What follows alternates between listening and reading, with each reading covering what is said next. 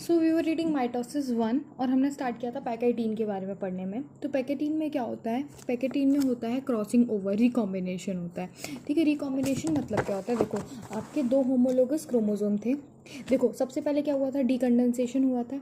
डीकंडेंसेशन होने के बाद क्रोमोसोम थोड़े से क्लियरली विजिबल हो गए थे, बाकी जो सेल ऑर्गेनेली थी वो डिसअपियर हो गए थे। उसके बाद क्या होता है पैकेटीन स्टेज में?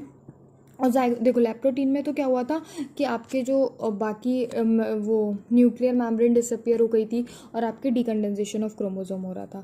ठीक है, उसके बाद क्या होता है? जाइगोटीन में पेयरिंग हो जाती है, साइनेप्टोनिबल कॉम्प्लेक्स बन जाता है जाइगोट। उसके बाद आपका आता है पैकेटीन। पैकेटीन में क्या होता है?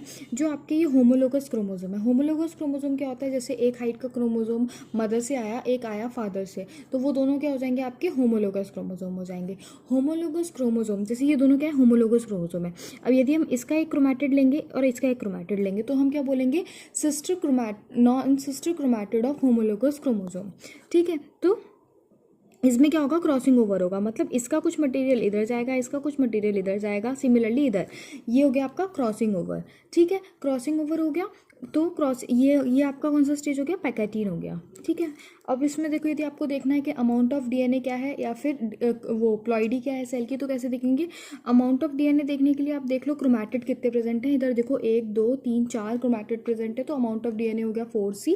और प्लॉइडी देखने के लिए आप देखो कितने क्रोमोसोम प्रेजेंट है, तो कितने क्रोमोसोम प्रेजेंट है? 2 क्रोमोसोम प्रेजेंट है, तो प्लॉइडी क्या हो गई? 2N हो गई। ठीक है, तो उसमें यही बोला गया है, during this stage the 4 chromatid of each bivalent chromosome became distinct and clearly appear as a tetrad. This stage is characterised as appearance of recombination nodules, the site of crossing over occur between the non sister chromatids of homologous chromosome. मैंने आपको बताया non sister chromatid of homologous chromosome का मतलब अच्छे से। उसके बाद है crossing over is a exchange of genetic material. मैंने आपको बोला इसका कुछ सामान इधर जाएगा, तो वो कुछ सामान क्या है? आपका जेनेटिक मटेरियल है। ठीक है, उसके बाद क्या है? between the two homologous chromosome crossing over is also an enzyme mediated process होती है ये। उसके बाद बोला है and the enzyme involve, उसको हम बोलते हैं रिकॉम्बिनेज। बहुत अच्छे से आपको याद रखना है कौन सी एंजाइम इन्वॉल्व होती है? रिकॉम्बिनेज एंजाइम इन्वॉल्व होती है। ठीक है, उसके बाद आपको बोल रहे हैं crossing over leads to the recombination of genetic material of the two chromosome. Obviously सामान एक्सचेंज हो गया, रिकॉम्बिनेशन हो गया, उसकी वजह से क्या आएंगे? वेरिएशंस आएंगे। ठीक है, उसके बाद क्या बोल रहे हैं?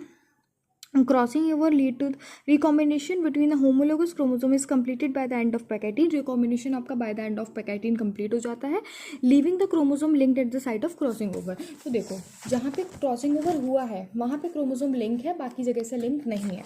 तो उसके बाद आपकी स्टेज आती है डिप्लोटीन। डिप्लोटीन क्या है? डिप्लोटीन क्या है? The beginning of diplotene is recognised by the dissolution of the synaptonemal complex and the tendency of recombinant homologous chromosome of the bivalent to separate from each other except at the site of crossing over। देखो, जो साइनेप्टोनिमल complex में बना होता है ना, वो दोनों homologous chromosome को जोड़ के रखता है। डिप्लोटीन स्टेज में क्या होता है? वो आपका साइनेप्टोनिमल कॉम्प्लेक्स जो होता है वो डिसोल्यूशन होने लगता है, डिसॉल्व होने लगता है, और जो आपका क्रोमोसोम है सिर्फ जहाँ पे क्रॉसिंग ओवर हुआ है वहाँ पे लिंक्ड रहता है, बाकी सब जगह से हट जाता है। तो जो वहाँ जो हट गया है, डिसोल्यूशन हो गया है, उसकी वजह से आपका क्रोमोसोम एक्स शेप का दिख रहा है, जिसको हम बोलते हैं कायस्मेटा। ठीक है, इन oocyte, ये जो in oocytes of some vertebrates, oocytes जो होते हैं कुछ वर्टिब्रेट्स के, उनमें डिप्लोटीन बहुत लंबे समय तक, बहुत ईयर्स, बहुत मंथ्स तक लास्ट कर सकती है। उसके बाद आती है आपकी लास्ट स्टेज प्रोफेज 1 की। देखो, मैंने आपको बताया था जो मियोसिस 1 का प्रोफेज होता है वो लॉन्गर होता है, कॉम्प्लेक्स होता है एज कम्पेयर टू माइटोसिस में जो हमने पढ़ा था। तो देखो, हमने कितने सारे 5 फेजेस पढ़े हैं। ठीक है, अभी हम लास्ट फेज पढ़ने वाले हैं जिसका नाम है डायकाइनेसिस। फेजेस आपको याद होने चाहिए। ठीक है, उसके बाद डायकाइनेसिस में क्या है? सबसे पहले फाइनल स्टेज है।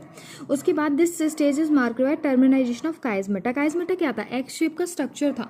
ठीक है, रिकॉम्बिनेशन जो हुआ है जहाँ पे, वहाँ पे क्रोमोसोम लिंक रह जाते हैं, तो वो भी डिसोल्यूशन होने लगता है। During this phase the chromosome is fully condense and the meiotic spindle is assembled to prepare the homologous chromosome for separation.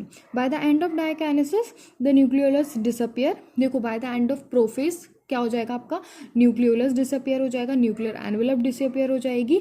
और डायकाइनेसिस क्या रिप्रेजेंट करता है, डायकाइनेसिस की जस्ट बात क्या आने लगता है, मेटाफेज। तो एक ट्रांजिशन जो है प्रोफेज के बाद मेटाफेज का जो ट्रांजिशन है वो भी आपका कौन रिप्रेजेंट कर रहा है, डायकाइनेसिस रिप्रेजेंट कर रहा है। प्रोफेज के एंड पे क्या क्या जो हमारे ऑर्गेनली वगैरह न्यूक्लियर एनवेलप वगैरह डिसअपियर हो जाते हैं, सेम वही चीज़ आपका प्रोफेज 1 के लास्ट फेज मतलब डायकाइनेसिस में भी सेम चीज़ें कुछ हो रही हैं।